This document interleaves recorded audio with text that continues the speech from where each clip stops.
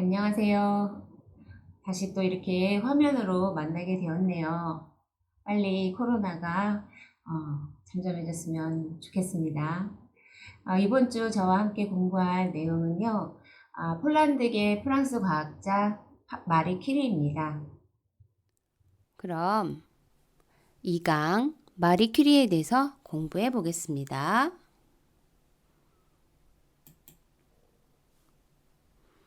마리아 스코도프스카는 1867년에 폴란드에서 태어났어요. 그때 폴란드의 수도 바르샤바는 오랫동안 러시아의 지배를 받고 있었어요. 러시아 적어보세요.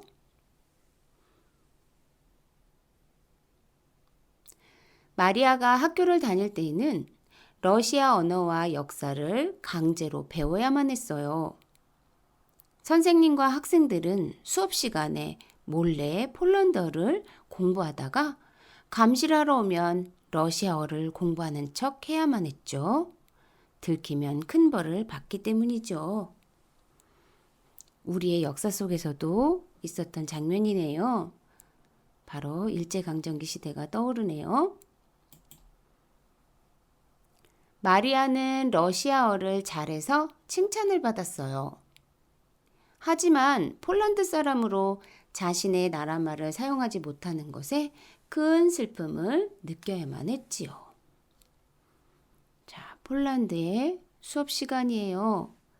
자, 몰래 폴란드어를 배우다가 러시아 사람들이 감시가 심해지면 자, 폴란드어 책을 바꿔야겠죠.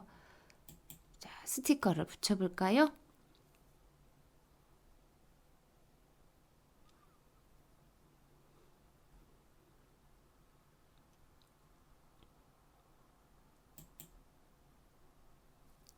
8조. 교감 선생님이었던 아버지는 학교에서 쫓겨났어요. 폴란드어로 쓴 학생의 답을 정답으로 인정해 주었기 때문이에요. 그 후 어머니와 언니가 세상을 떠나고 집안 형편은 더 어려워졌어요. 하지만 마리아는 최고의 성적으로 상을 받으며 고등학교를 졸업했어요. 그런데 그때 폴란드 대학은 여자의 입학을 허락하지 않았어요. 여자 한번 적어볼게요. 그래서 대학을 가려면 프랑스로 유학을 가야 하는데 가난했기 때문에 그건 어려운 일이었어요. 그래서 의대를 가고 싶어 하는 언니와 약속을 했지요. 언니, 내가 돈을 벌어서 언니 학비를 먼저 내줄게. 좋아. 그럼 내가 졸업하면 의사로 취직해서 너의 학비를 내줄게. 네, 서로의 학비를 내주겠다고 약속을 하네요. 자, 손가락 약속 스티커를 붙여볼게요.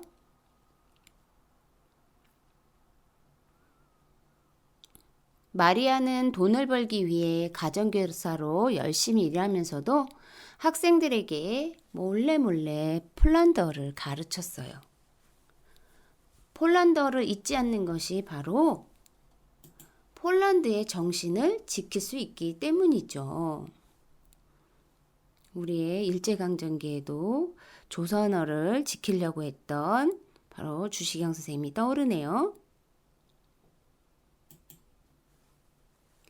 언니가 졸업을 하자 마리아는 프랑스의 소르몬느 대학에 다닐 수 있게 되었어요. 학비를 아끼려고 빵과 당근만 먹으며 공부하다가 영양실조로 쓰러지기도 했지요. 하지만 그녀는 수학과 물리학에서 최고의 성적을 받으며 대학을 졸업했어요. 마리아는 프랑스의 과학자 피에르 키리와 결혼하면서 프랑스식의 이름을 갖게 되었어요.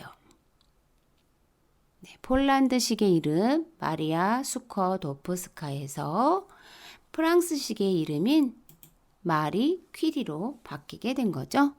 마리 퀴리 한 번 더 적어 볼게요.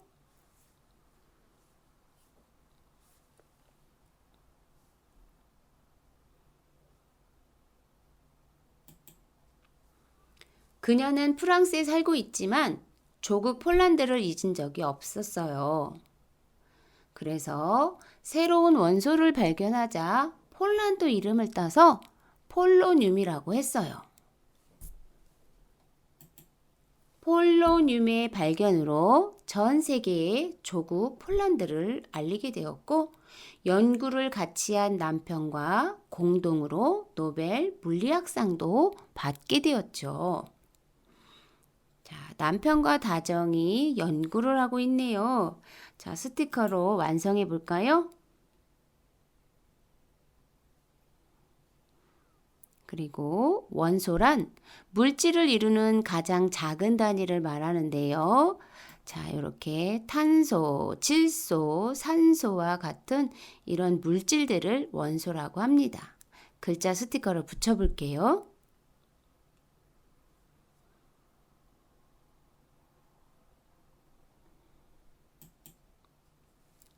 자, 10쪽. 어느 날 남편 피에르가 마차 사고로 죽게 되었어요. 마리키리는 남편 뒤를 이어 소르본느 대학에서 프랑스 최초로 여자 교수가 되었어요. 두 딸을 키우며 연구를 계속하던 그녀는 라듐이라는 원소를 분리하는 데 성공하고 이번엔 노벨 화학상을 받게 되었어요. 마리 퀴리는 노벨상을 2번 받은 최초의 과학자가 되었답니다. 그것도 다른 분야를 연구한 업적이라 더 자랑스러운 일이었지요. 자, 마리 퀴리는 1903년에 남편 관계에 노벨 물리학상을 받았고요. 이후 1910년에 노벨 화학상까지 받게 됩니다. 자, 노벨상 앞부분에는요, 이렇게 노벨이 새겨져 있어요. 자, 노벨 스티커를 붙여볼게요. 뒷면에 아랫부분에 퀴리 이름도 적어볼게요.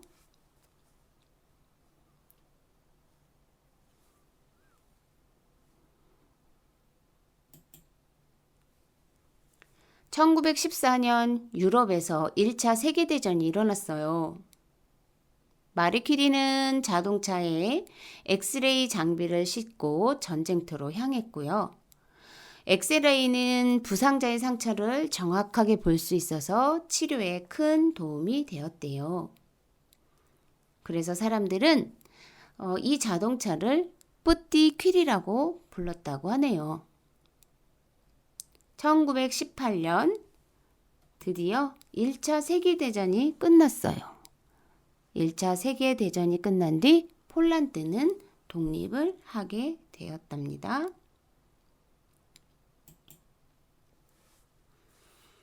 전쟁이 끝난 후 가난해진 그녀는 연구에 필요한 라듐을 구할 수가 없었어요. 이 소식을 들은 한 기자가 말했어요. 그 라듐에 대한 특허권을 내면 큰 부자가 될 수 있어요. 특허권을 내보세요.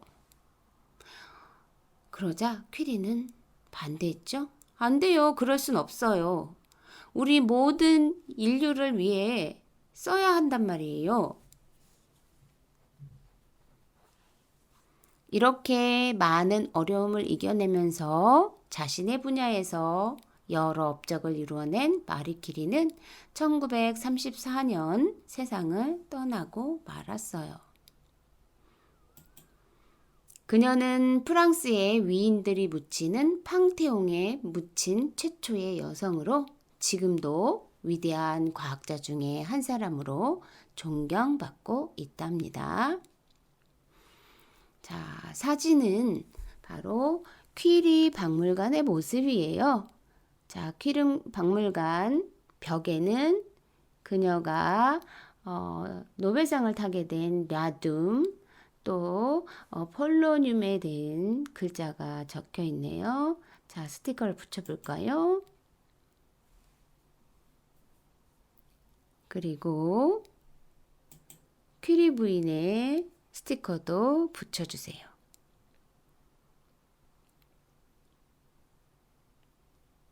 네, 정말 존경받을 만한 것 같아요. 다 되셨으면 확인하는 문제 풀어보겠습니다. 1번. 퀴리 부인의 조국은 어느 나라입니까? 퀴리 부인의 조국은 바로 폴란드였죠. 2번.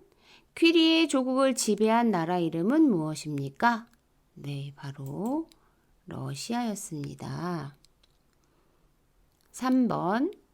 퀴리가 조국의 이름을 붙인 원소 이름은 무엇입니까?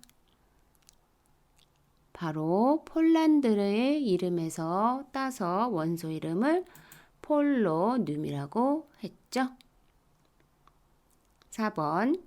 퀴리가 수상한 노벨상에 모두 동그라미 해주세요. 자, 퀴리는 노벨상을 2번 받았습니다.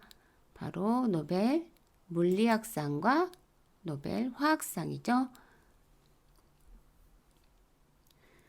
5번. 마리 퀴리가 살던 시대에 일어난 큰 전쟁은 무엇입니까? 네, 바로 1차 세계대전입니다. 오늘 만들기는 노벨상 메달인데요. 자, 재료에 노벨상 스티커를 붙이고 그리고 끈을 달아주세요.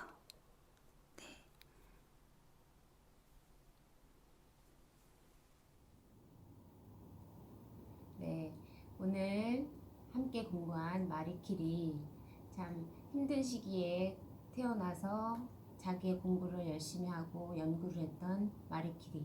그래서 노벨 물리학상과 화학상을 탔던 이 마리 퀴리 정말 훌륭한 사람인 것 같습니다. 오늘은 이만 수업을 마치겠습니다.